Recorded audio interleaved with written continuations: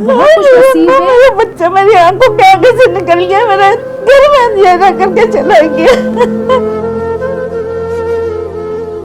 इसने भी उसके साथ करा, मैं कहती हूँ अल्लाह उसका बेड़ा गर्क करे और अल्लाह मियाँ उसको भी ऐसे में जैसे मेरा बच्चा खून में लथपथ पड़ा हुआ ऐसे उनको भी डाले मेरे बच्चे की। उसने बोला सोहेल भाई का मर्डर हो गया, तो समझे मेरे तो पैरों के नीचे ज़मीन निकल गई कि ये क्या हुआ। जब मैं मौके पर पहुंचा तो दरवाजे से बहुत देर का खून जमा हुआ था।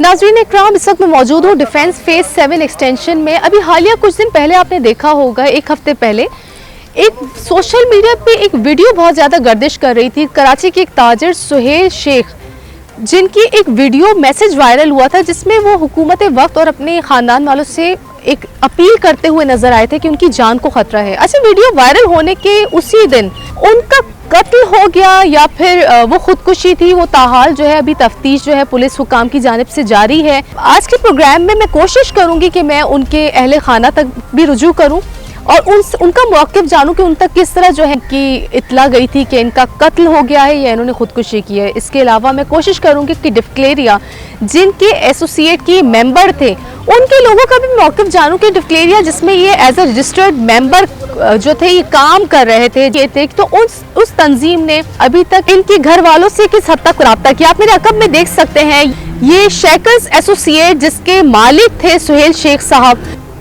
नाज़रीन इकराम, इस वक्त मेरे साथ मौजूद है मकतूल सुहेल शेख के मामू, जिनका जिक्र उन्होंने अपनी आखिरी वीडियो मैसेज में किया था। इनसे मैं जानूंगी कि इनके पास इत्तला किस तरीके से मौसूल हुई और अभी तक अगर इन्होंने FIR कटवाई है तो पुलिस ने किस हद तक FIR के थ्रू इकदाम किए हैं। अस्सलाम वालेकुम सर। सबसे पहले तो मैं और मेरे चैनल की तरफ से मैं ताज़ियत करती हूँ सुहेल साहब के कत्ल या फिर इसको सुसाइड को। आप इसको वैसे सारे केस को किस तरीके से देखते हैं, किस तरह से आपके पास इत्तला आई थी?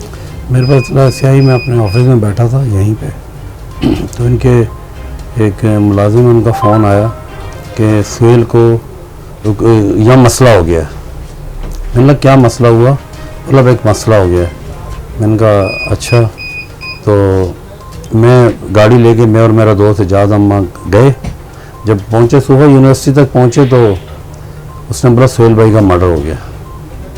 तो समझे मेरे तो पैरों के नीचे ज़मीन निकल गई कि ये क्या हुआ। जब मैं मौके पर पहुंचा तो दरवाजे से बहुत देर का खून जमा हुआ था।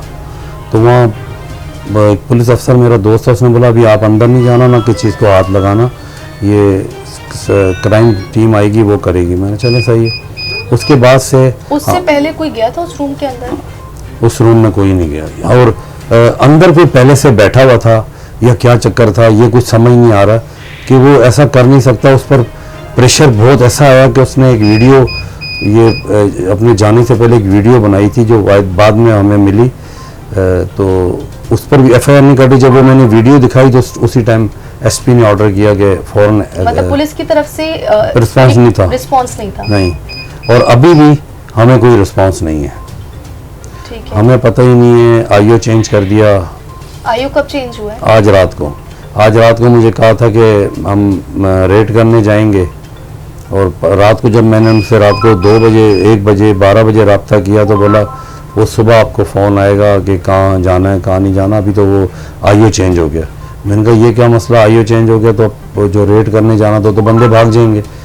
तो अभी इस सिलसिले में मैं SSP साहब ने मुझे बुलाया, मैं अब जा रहा हूँ वहाँ पे। ठीक है।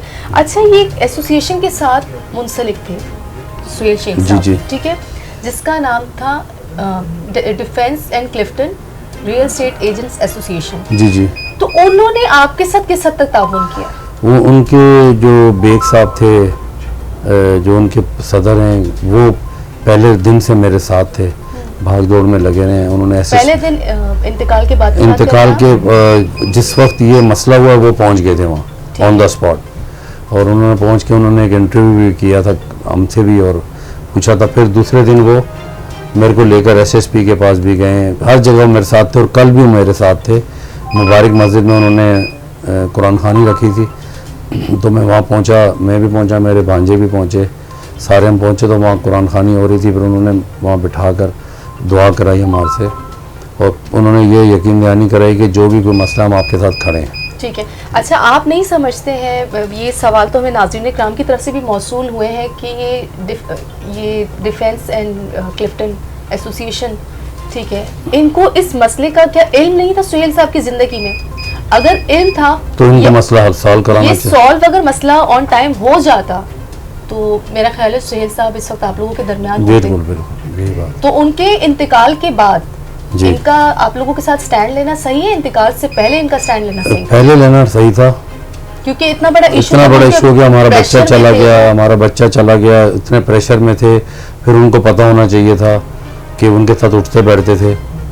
तो हमें कुछ समझ नहीं आ रही, हमारा तो अपना अभी तक दिमाग नहीं काम कर रहा है कि ये क्या हुआ है। ठीक है। अच्छा, डिफलेरिया के एक वाइस प्रेसिडेंट हैं साकिब शाह साहब, वो कब आए हैं? वो सिर्फ कल आए हैं, कल मुझे मिले। फोटो सेशन के लिए आए कल? जी बिल्कुल, वो नहीं कुरान खानी में आए तो बाहर आए, फोटो उन्होंने तस्वीरें बनाई और चले गए। ठीक है, तो उनके लिए क्या मैसेज देना चाहेंगे? आप ही समझते कि वो वाइस प्रेसिडेंट हैं, अभी करंट वो इस पोजीशन पर हैं, वाइस प्रेसिडेंट की पोजीशन पर, उनको पहले दिन से आप लोगों के साथ स्टैंड लेना चाहिए था। चले 15-10 दिन पहले की अगर मैं बात करती हूँ नाज़रीन, आपको मैं एक वाकया इनका बताती हुई चलो, जो इंसिडेंट इनके साथ हो रहा है 15 दिन पहले। इनका कोई केस सामने आया था किसी खातून के साथ ताल्लुकात का।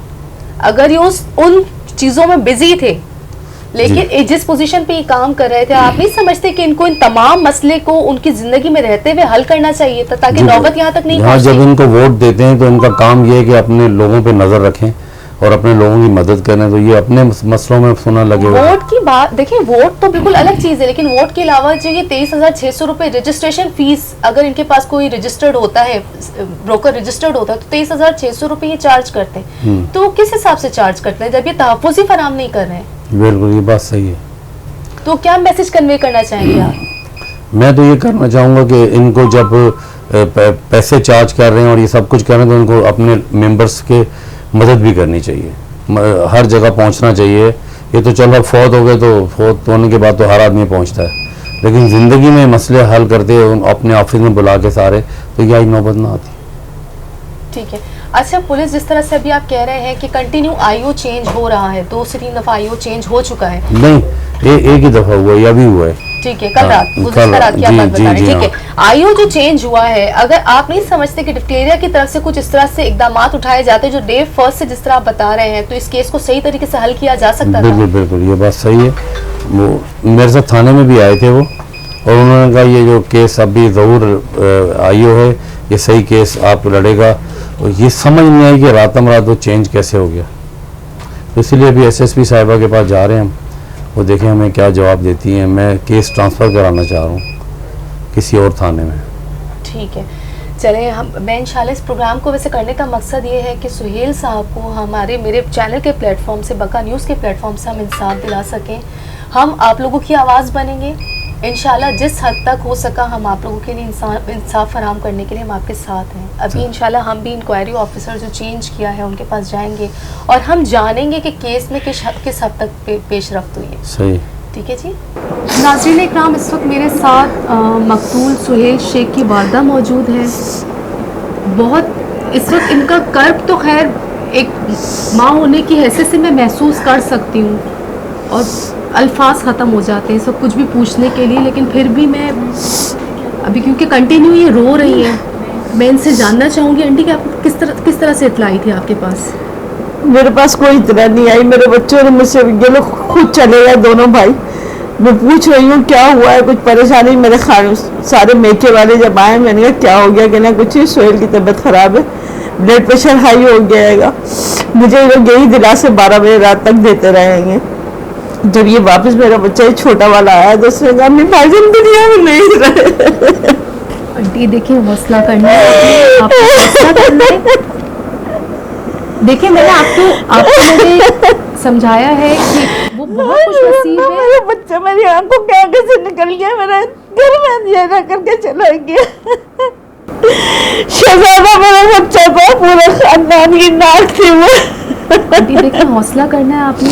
बहुत खुशनसीब होती है वो औलाद जिनके पीछे हाथ उठाने के लिए माँ बाप जिंदा होते हैं, स्पेशली माँ।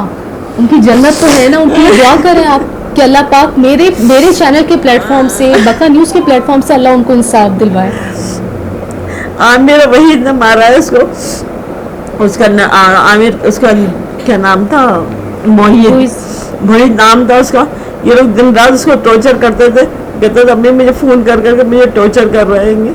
मैं बहुत परेशान थी, मैं कहती थी बच्चे मैं अपने मामू को बता दे। मैंने कहा, वो कहता था नहीं मामू को नहीं बताएं, अगर वो बता देता ना तो मेरा बच्चा मरता नहीं। मेरे बच्चे के साथ ये नहीं होता, जिसने भी उसके साथ करा है मैं कहती हूँ अल्लाह उसका बेड़ा गर्क करे, और अल्लाह मियाँ उसको भी ऐसे में जैसे मेरा बच्चा खून में लथपथ पड़ा हुआ ऐसे उनको भी डाले मेरे बच्चे के उसमें। मैं बहुत परेशान हूँ, मैं कहाँ से अपना बच्चा लेके आऊँ। देखिए, ये आपको अभी हौसला करना है, आप हौसला करेंगी। मुझसे हौसला नहीं हो रहा, मुझसे नहीं हो रहा। मुझसे बहुत प्यार करता था मेरा बच्चा, मेरे बगैर रहता नहीं था। मैं कैसे हौसला कर लूं, मैं कैसे हौसला कर लूं, मुझे सबर नहीं हो रहा, सबर नहीं हो रहा मेरा बच्चा। रोहिणी आप उसको इंसाफ दिलवाए, मेरे बच्चे का इंसाफ दिलवा, हमें इंसाफ चाहिए अपने बच्चे का। मेरा बच्चा अच्छा खासा 12 बजे गया, मैंने उसकी नजर भी उतारी, मैंने दम भी करके उसका फूका, रोजाना मैं डेली करके दम फूकती थी। जब तक वो खड़ी रहता था मेरे आगे, जब तक मैं उसको दम नहीं करती थी। जाने लगा तो कहना अभी अच्छा हो, मैं जा रहा हूँ, खुदा हाफिज। मैंने दरवाजे तक मैं गई हूँ, मैं उसको देखती रही हूँ, पढ़ पढ़ के मैं गाड़ी पे भी धारा बांधती थी वो भी। लेकिन मैं जब मुझे नहीं मालूम था कि अल्लाह मियां ने मेरी सोच सुनी क्यों नहीं, कि मेरा बच्चा जा रहा था तो मैं ना उसको कुछ तो है ना मना कर देते कि बगैर ऐसी परेशानी है, ऐसे कोई तेरे बिल्कुल ही आज बिल्कुल तैयार खड़े रहेंगे, तू जाएगा तुझे मार देंगे, तो मैं उसको कभी नहीं जाने देती बिल्कुल भी। बस आप यही करेंगे, मेरे को इंसाफ चाहिए, मुझे भी उनको भी ऐसे ही उनके साथ होना चाहिए जैसे मेरे बच्चे के साथ हुआ है।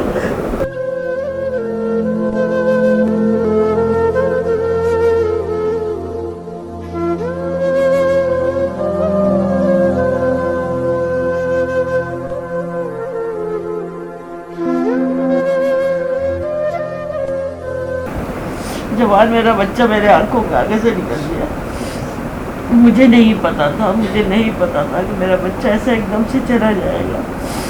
सारा खर्चा, सारा हर किसी की शादियों में, हर किसी के इसमें आगे से आगे खड़ा हुआ है, पूरे ख़ानदान और ननियान में क्या, ददियान में क्या, पूरे ख़ानदान में अंधेरा करके चला गया।